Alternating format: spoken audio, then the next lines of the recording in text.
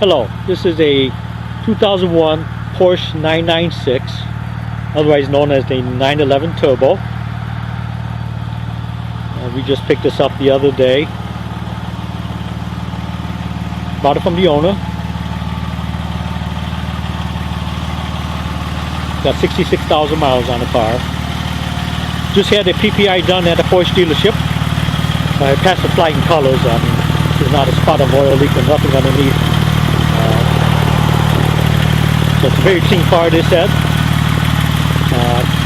There's no over revs on it. It's automatic transmission. Probably won't be any.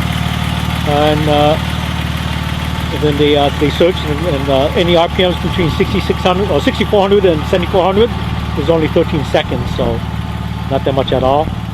You can tell this car was never tracked. The front tires got a little bit camber wear on the insides, which means that it's driven very gingerly.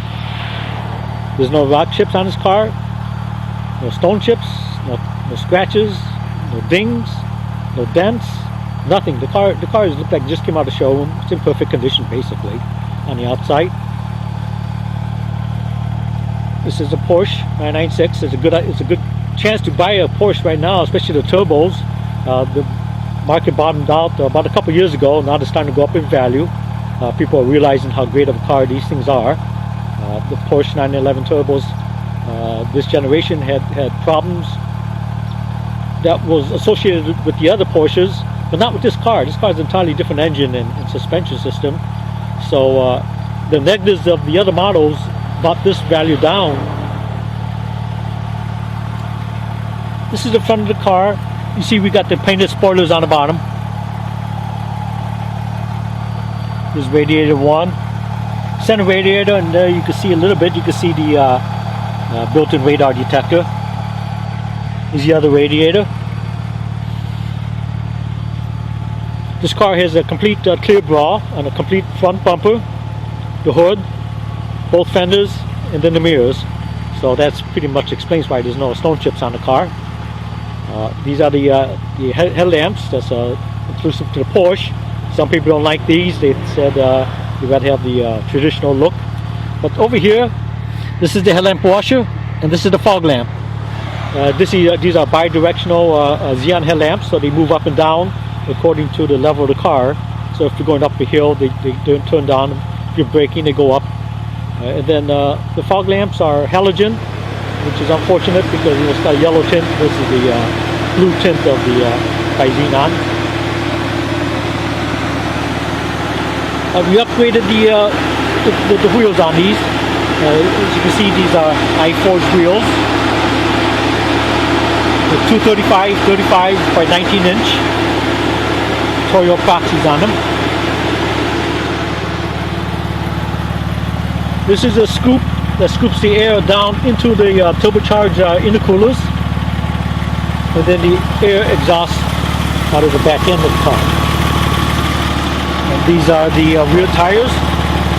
Again, iForged wheels, 305 30 by 19s, with a nice deep dish to them. And they're pretty wide on the car.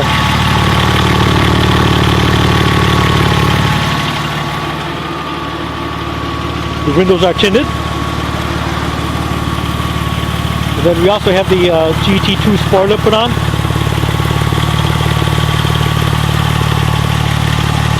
And then as you can hear, we got the cab speed generation 1 exhaust on it, which is a very high flow exhaust. A little bit loud, but very high flow exhaust. We do have the E-bonds for the intake. We've got a Softtronic tune on it. So this car puts out a pretty healthy dose of horsepower. The stock is like 415, 420.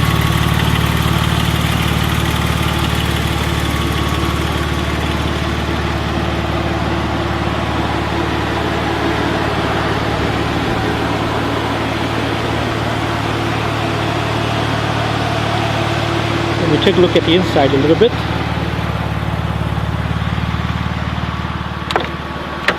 As you can see, it's the Porsche 911s. They come with the full leather interior. And you get a little artistic here door handle that people seem to love. On the bottom here, we got the upgraded stainless steel threshold with the turbo sign on it. This car has the upgraded draped leather seats, or called a supple seat, with the crest on the headrest.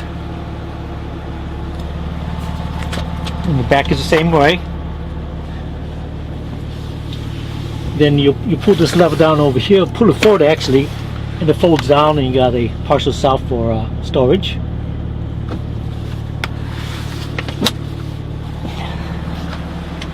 This car is upgraded with the Alcantara steering wheel, which is nice and thick, very soft feeling, so it's great for cold days or for grip.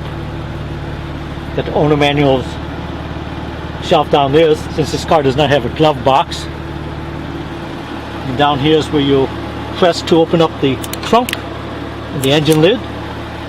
This car, as you can see, has got the power seats. The driver's side's got the lumbar support. It also has heated seats.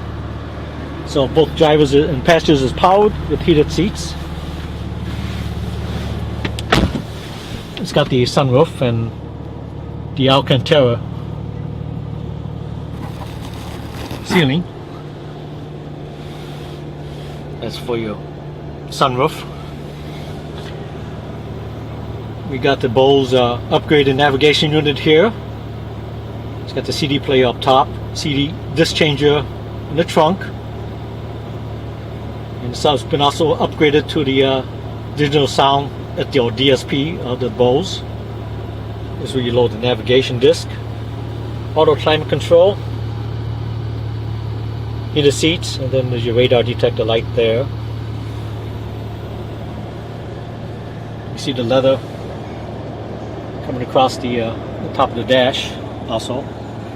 So full leather, so everywhere you touch is basically leather, and then the hard plastic is all pretty much soft feel to it. Here's the gauges.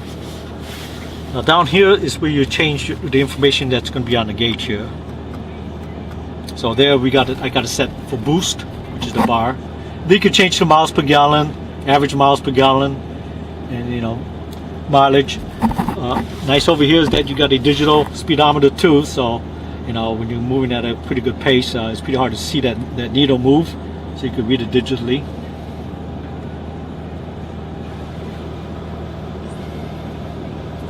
As you can see, there's no glove box, but in the door you do have these storage bins inside the doors. You got an ashtray over here, and then in the center console you have a small storage area. Press the button to open it up, and small storage area. You got the Porsche mats, they're pretty new. And then on the passenger side, which is kind of nice, you got a little storage bin there, but it also comes with a Porsche umbrella that you pull up if it's raining outside. So typical German or high-end manufacturing. It's built to good build quality, and it's got the Tiptronic automatic transmission, and then your steering mounted shifting.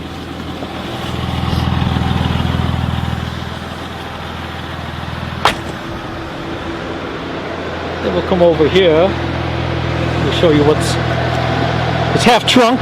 It's a frunk or whatever they call them. Get this thing opened up. Up there is your build code. It tells you what the options you have on the car. That's still on the car, which is good news, because if this car was in an accident, that probably would not have been replaced. See this changer, your battery. Got your trunk. Looks like it's very clean, barely used. Underneath here is where you have your spare tire. And then if you twist these open on either side, you could take a look at your frame rails and see if it's ever been repaired or not.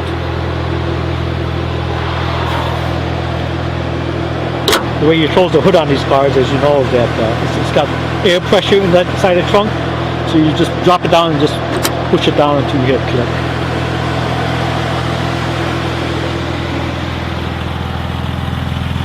Now we'll go back here to the engine. You don't see too much on top because the engine's basically underneath the car. But here you can see the bombs for their intake. got a little venturi effect that forces the air through at a higher pace into the air cleaner. We have both the diverter valves been upgraded already. Hear about that. The fan.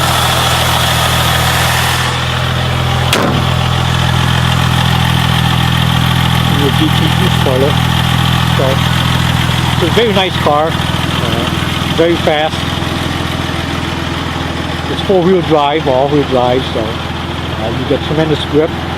Actually, it's all weather-driven car. And then we go on the test drive now, and you just hear what it sounds like.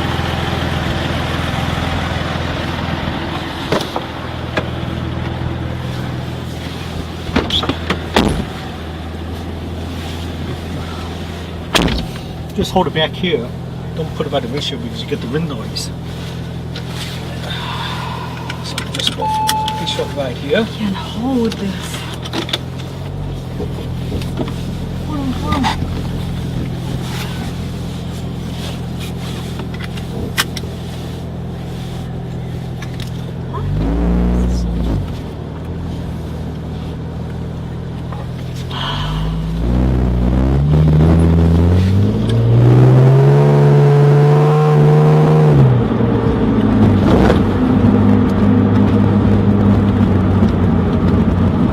We got bilstein coilovers on these things.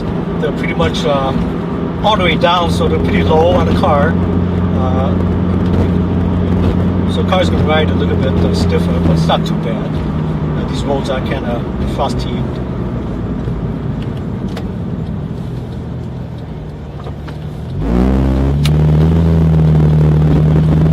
The car is very tight feeling, the steering, which is good. So it's instant response as you use the steering wheel.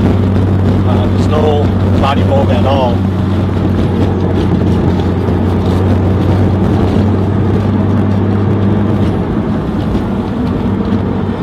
And I noticed that if you keep them like if you're under 50 miles per hour, you get very little drone. It's not bad at all. So basically, as long as your RPM is under 2,000 RPMs, you're pretty good. This car will start building pressure starting right about 2,000 RPMs. Peak torque comes in at 2,500 RPMs, so quite a bit. This car's got a lot of aerodynamics done to it also. But this is pretty much what it sounds like when you're driving in the car. We're in third gear. The transmission is a very smart transmission, 5-speed, Tiptronic from Mercedes, and Porsche revamped the programming, so it's got infinite shift points. Depends on the acceleration of the car, braking, if you're going up and down, or if you're turning around corners. You'll determine what gear to put it in. So yours going to be in the correct gear. The car's a little bit loud now. Now we're here to shift to the fourth gear, and you can hear the drone is absolutely gone.